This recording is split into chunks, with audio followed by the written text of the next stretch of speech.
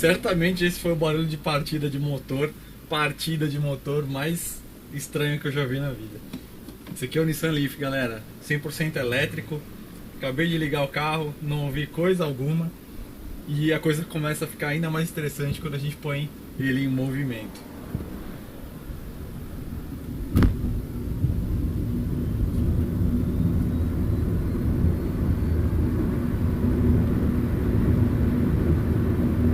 km/h, ruído de motor literalmente ou praticamente zero, só esses unidos bem fininho, bem baixinho, parece até uma espécie de metrô. Que experiência interessante, cara. Te falo que no Flatout a gente sempre lida, né, com tantos carros esportivos, a gente adora barulho de comando bravo, marcha lenta irregular, engasopando, aquele berro rouco de motor aspirado, preparado. Mas, cara, que coisa interessante você andar num carro que não faz barulho e que tem tanto torque. Esse cara aqui, motor elétrico, tem 28,5 kg de torque, tá? 280 Nm, o equivalente também em termos de potência a 107 cavalos, 80 kW. É quase como se fosse um motor downsized ou um motor diesel, muita pegada em baixa, e aí depois ele vai assentando, né? Ele não é um motor que estica com brutalidade, até porque a proposta do carro não é essa. Agora, falando sobre o que é a experiência de andar num veículo elétrico, é como eu falei, barulho zero, muito torque, e a estranha sensação de você estar andando solto, porque o carro não faz barulho, então aquela conexão de velocidade, ronco de motor não existe, né? Então a parte sensorial é uma experiência completamente diferente, e isso que faz, na minha opinião, ser tão mais bacana do que um carro híbrido, porque no híbrido a gente sabe bem que quase sempre o motor acaba sendo acionado, né? A gente está aqui na cidade do Rio de Janeiro, eu confesso não sou um expert da cidade, então fazendo uma rotinha aqui bastante conservadora. A gente não vai entrar na questão dinâmica do carro, até porque não é exatamente a proposta dele ficar pendurado fazendo curva, né?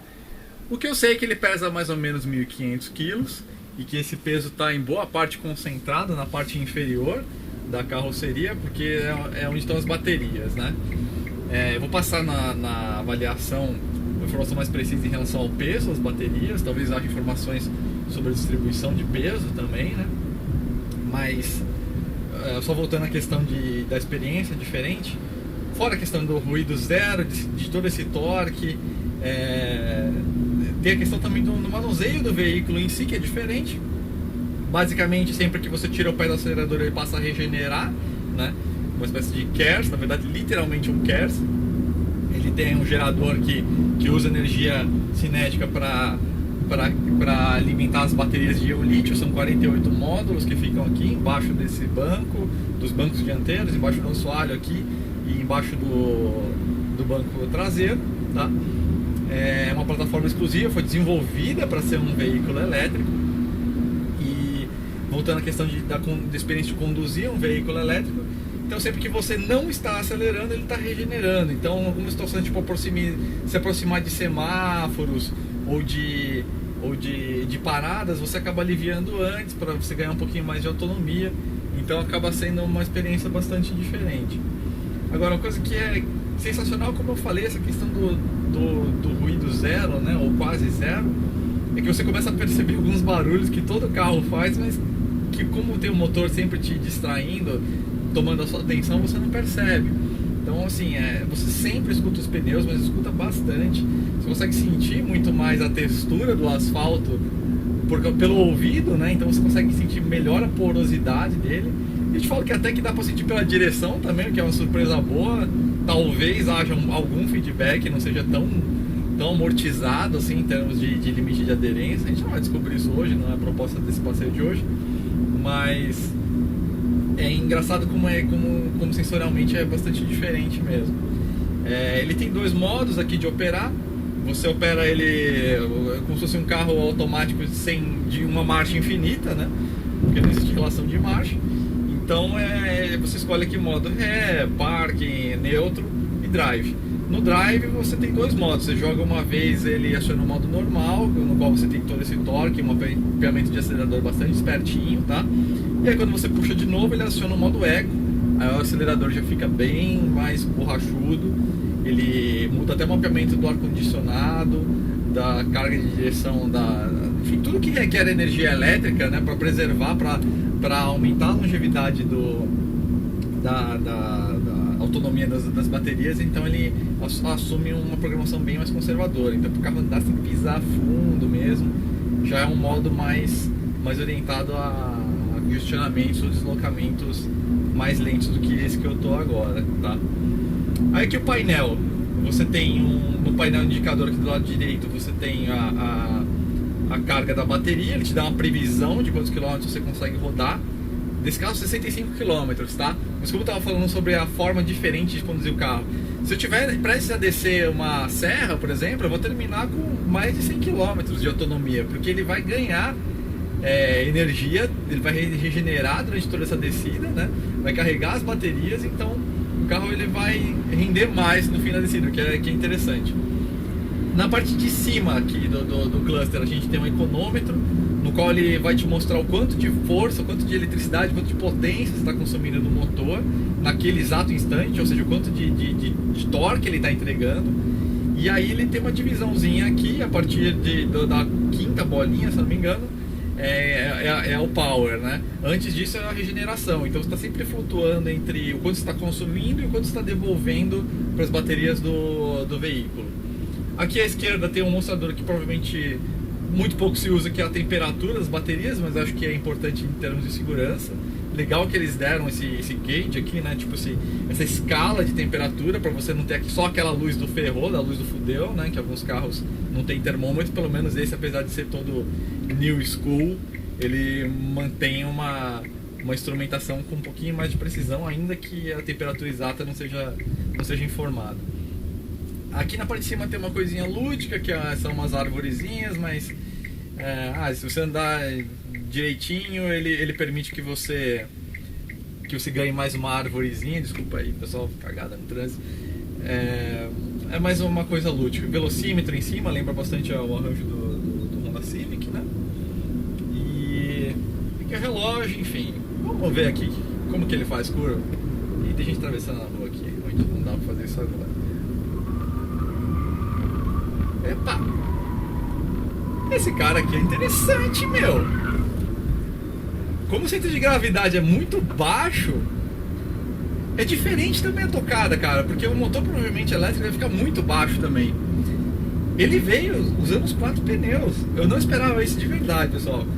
Feedback de direção bastante razoável, mas olha, quem diria, cara, o Leaf pode ser um brinquedo interessante aí, se você morar perto de uma serra, alguma coisa assim, porque a autonomia também não é das maiores. 160 km a autonomia teórica, mas isso em condições ideais de temperatura e pressão. Na prática a gente vai estar falando da metade disso para uma pessoa que usa o veículo normalmente, né? Acelerando de vez em quando, acelerando menos, esticando aqui e ali, andando de boa de vez em quando.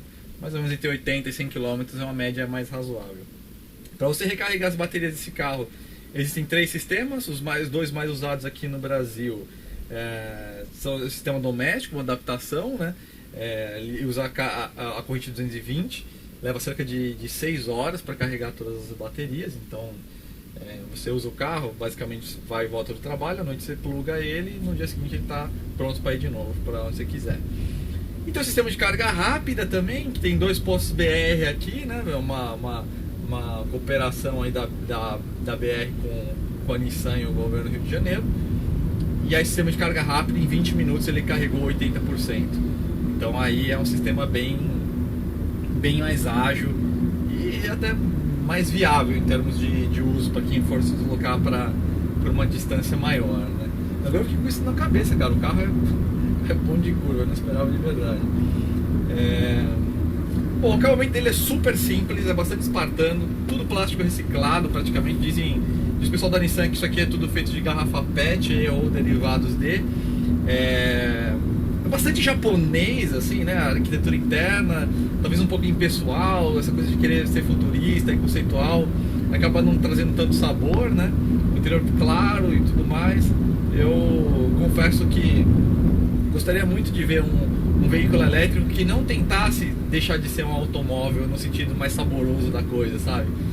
eu acho que quase todos os veículos elétricos, salvo o Tesla, eles vão para esse lado de gadget, né? O veículo gadget, que é uma mensagem de marketing interessante, mas que também afasta um pouco dessa noção do produto aspiracional, consumível, né? Sem o Tesla, eu acho que talvez como um bom exemplo de que você pode sim fazer um veículo elétrico sem ele parecer esterilizado ou sem sabor, né? Eu acho que o Leaf e o Toyota Prius, o Prius sendo híbrido, né? Eles vão numa direção um pouco mais esterilizada, um pouco mais fria, assim, um approach que eu pessoalmente, virando barata, não acho tão interessante em termos de apelo. Agora, a gente pegou um pouco de trânsito, então aqui eu vou ligar o modo Eco. Aqui ele vai mudar um pouquinho o mapeamento do ar-condicionado, tem 65 km de autonomia. Agora, uma coisa que é intrínseca, eu acho, com a experiência de você andar no elétrico, é que você passa a refletir sobre algumas coisas, né? Eu não vou falar de meio ambiente, acho que cada um tem aqui com o seu grau de consciência do quanto que você prejudica, o quanto você pode colaborar. Eu acho que, inclusive, não é esse nem é muito debate que a gente faz no Flatout, né? Agora, uma coisa que me faz pensar é o seguinte, cara, pô, seria muito bacana, mesmo para o entusiasta, ter um carro para ir durante o trabalho, voltar ao trabalho, tudo durante a semana. Pô, um carro elétrico, cara, você não... Sabe, o consumo de energia é quase nulo, é muito barato. Se você comparar o custo de combustível comparado ao custo de energia elétrica para recarregar as baterias, é uma piada, tipo, uma diferença monstruosa. E não é só isso, né? Acho que você fica muito mais relaxado, cara, é sem barulho, é super bem isolada a parte acústica do veículo. E como não tem o barulho do motor, pô, isso não te estressa muito menos, você fica muito mais tranquilo. Tem mais uma Blitz ali no Rio de Janeiro. Eu não sei do que eles estão indo atrás, mas enfim. E torque, cara. Isso é bacana, sabe? Não é assim, só meio ambiente, só a questão de emissões. Existe uma experiência para quem gosta de veículos, de máquinas, que é muito interessante no elétrico, cara. É muito torque, não tem barulho, tem esse sonido que é super interessante. Então, é uma pena que o governo brasileiro ele ainda não está colaborando, não subsidia nada, não dá nenhuma facilidade em termos de impostos. Então, esse é um veículo absolutamente inviável. Em todos os lugares que ele está sendo vendido no mundo existe a cooperação dos governos, né? Dá uma boa batida, porque no fundo a gente sabe que mesmo para a própria Nissan acaba sendo um prejuízo, é um investimento em tecnologia, uma coisa de vanguarda, mas que economicamente não é algo que por enquanto é viável. Então acho que seria bacana o governo brasileiro, no caso, trabalhar para criar facilidades de ir para híbridos e elétricos. A gente sabe que a tributação deles acaba sendo mais pesada que a maioria dos carros de luxo, inclusive. Não faz o menor sentido se a gente considerar todo esse discurso de inovar alto e eficácia energética e tudo mais. Aí que a gente vê que é uma coisa meio para inglês ver, né? Mas enfim. E esse aqui então é o Nissan Leaf, pessoal. Eu não vou ficar pendurando carro por aqui no meio da cidade. Já fiz aquela alça ali arriscando um pouquinho, abusando um pouquinho do limite do carro. Mas acho que valeu para vocês terem um contato audiovisual, né? Para saber como que é dirigir um carro 100% elétrico. Porra, eu que sou louco por gasolina, sabe? Sou dono de um Dodge velho do caralho. Acho um grande barato, uma experiência muito diferente. E como eu falei, te faz refletir sobre algumas questões de mobilidade, de transporte individual. O carro elétrico ele não necessariamente é inimigo, sacou? Ele não necessariamente é inimigo do bom e velho Dojão, cara. Pelo contrário, sabe? Eu adoraria ter um carro desse para usar durante a semana, porque até o contraste, peraí.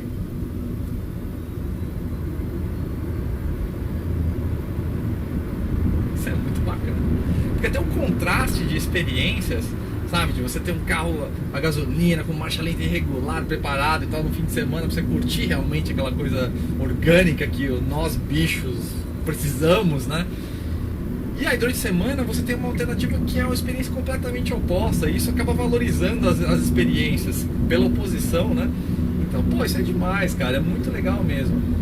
Eu não vou dizer que sim, é o futuro, porque se tem N questões em torno disso, de lobby das empresas petrolíferas, a viabilidade mesmo do veículo elétrico em termos ambientais, né? Porque a gente sabe que a fabricação de baterias acaba gerando muitos componentes particulados e tudo mais, mas eu diria que no mínimo a gente tem aqui uma experiência que é diferenciada demais para você ignorar, e é uma pena realmente que não existe estímulo do governo para esse pequeno laboratório, né? Então é isso aí, pessoal. Valeu, foi um passeio curtinho aí. Espero que tenha sido útil, apesar de eu não ter parado de falar. Espero que vocês tenham sacado um pouquinho dessa experiência silenciosa que é o Leaf. E é isso aí, pessoal. Valeu aí, um abração.